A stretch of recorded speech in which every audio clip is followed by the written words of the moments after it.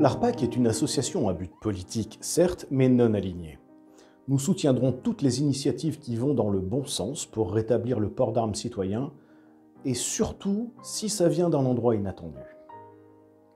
Je m'appelle Mitch et je suis le président de l'ARPAC, l'association pour le rétablissement du port d'armes citoyen. Et aujourd'hui, nous allons parler du reportage d'envoyé spécial à Johannesburg en Afrique du Sud concernant des femmes qui s'arment et portent leurs armes légalement.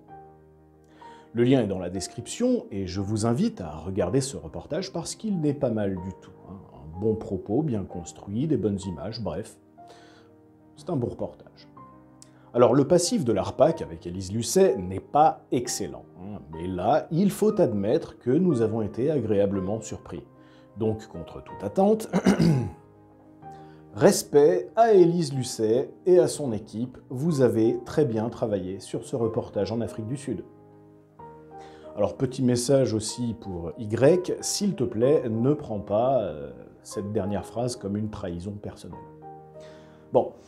Dans le reportage, le journaliste explique que les femmes de Johannesburg, confrontées à la violence, sont contraintes de s'armer pour se défendre et que c'est uniquement comme ça qu'elles y parviennent efficacement. Et il a raison. Si vous pensez qu'il y a mieux qu'une arme de poing pour vous défendre au quotidien, vous vous trompez ou vous êtes dans le déni.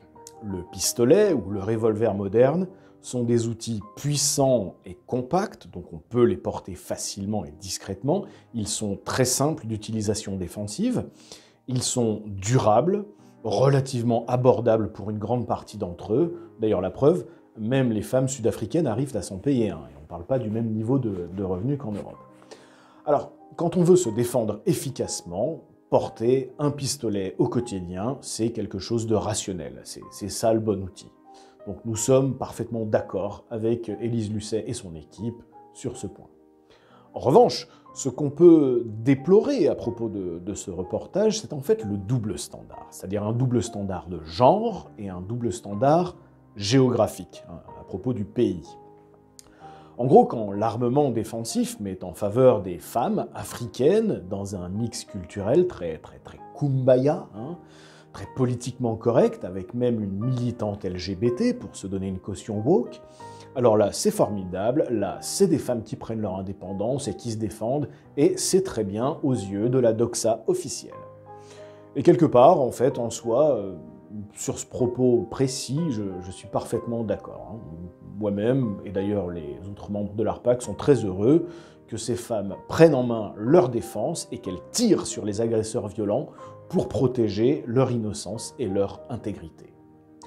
Mais si jamais un bon Français sans histoire qui paye ses impôts et qui vivrait même à la campagne par-dessus le marché revendiquait le droit d'en faire autant que ces femmes, là, ce serait à coup sûr décrit par les mêmes médias comme une tentative de création de milices fascistes. Il est même fort probable que tenir de tels propos sur la télé publique, voire dans le même média, dans Envoyé spécial, vous vaille par exemple une visite du RAID peu de temps après, surtout si vous avez exhibé vos armes personnelles et que vous avez parlé de confiance entre l'État et les citoyens. Vous le savez que sans armes, vous êtes à la merci des racailles, des violeurs et des barbares qui agressent par simple plaisir sadique ou juste pour vous détrousser. Même Élise Lucet est au courant, et pourtant même après ce reportage, je veux bien parier que ni elle, ni personne dans son équipe n'est en faveur du droit individuel des Français à porter une arme pour les mêmes raisons. Vous le savez que la police ne peut pas être tout le temps là pour vous protéger partout. Vous le savez que guider la police jusqu'à vous lors d'une agression n'est pas du tout une chose aisée, qu'en général l'agresseur ne vous laisse pas sortir votre téléphone, composer le numéro d'urgence, attendre que ça réponde et expliquer votre situation au standard. Si seulement il y a une voiture disponible pour venir vous aider d'ailleurs. Ce n'est pas pour la sécurité du petit peuple qu'on a retiré le droit individuel de port d'armes aux Français. Historiquement, c'est documenté, Daladier l'a retiré parce qu'il avait peur que les Français se rebellent contre lui. Le désarmement, c'est avant tout la sécurité des élites qui ont peur de vous Probablement parce qu'elles vivent sur votre dos et qu'elles n'ont pas envie que vous vous rebelliez. Mais ça, ce n'est pas l'objet de l'ARPAC. Si vous pensez que la police est là pour vous protéger, vous vous leurrez. La police fait un travail remarquable pour retrouver les délinquants après les méfaits et les traîner devant la justice. Ils sont très bons et ils sont entraînés et formés pour ça. Quand ils interviennent, c'est l'immense majeure partie du temps après les faits. S'ils sont par hasard là au moment où le crime se produit et qu'ils peuvent y mettre un terme, probablement qu'ils le feront. Mais c'est un coup de chance. Ils vous aideront s'ils sont là. Mais les agresseurs agissent précisément quand la police n'est pas là. Ils ne sont pas idiots. Les agents de police ne sont pas des anges gardiens touchés par la grâce divine ou la capacité de se téléporter partout, au bon endroit d'ailleurs. Ils ne sont pas capables de vous assurer une sécurité permanente et partout. La police protège très activement certains Français, parce qu'en général, ce sont des préfets, des élus, des gens qui contrôlent finalement la police directement ou indirectement, ou qui contrôlent leur budget. Mais votre sécurité à vous, petit contribuable, ce n'est pas la première priorité de la police. Et même si c'était le cas, ce ne serait juste pas, matériellement, pas possible en fait. Et c'est vrai pour les femmes en Afrique du Sud, comme c'est vrai pour les hommes et les femmes en France. C'est vrai pour tout le monde. C'est vrai pour tous les humains sur Terre, en fait. L'agression, c'est vous qui la subissez. Votre sécurité, c'est votre problème. Il ne suffira pas de payer des impôts et de voter pour celui ou celle qui vous promet d'embaucher le plus de policiers, de renvoyer les délinquants étrangers, voire de poser des sanctions plus sévères aux criminels.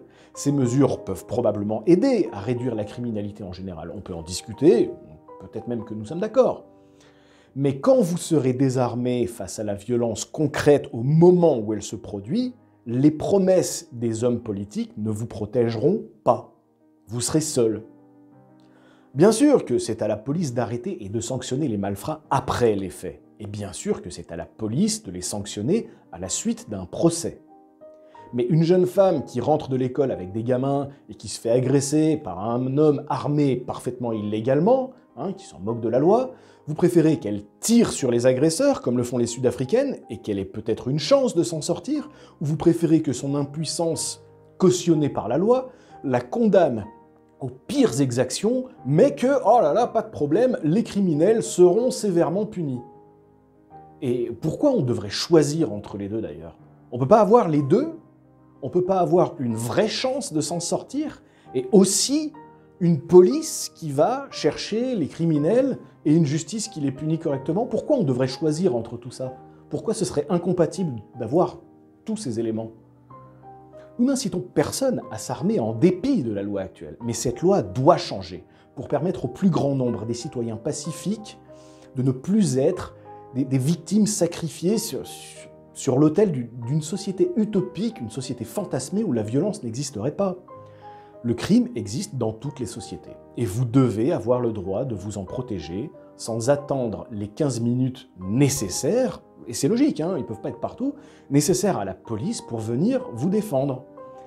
Il n'y a pas de raison objective d'attendre que la criminalité française soit au même niveau que la criminalité de Johannesburg pour permettre aux Français de ne plus être jetés en pâture au plus violent des criminels.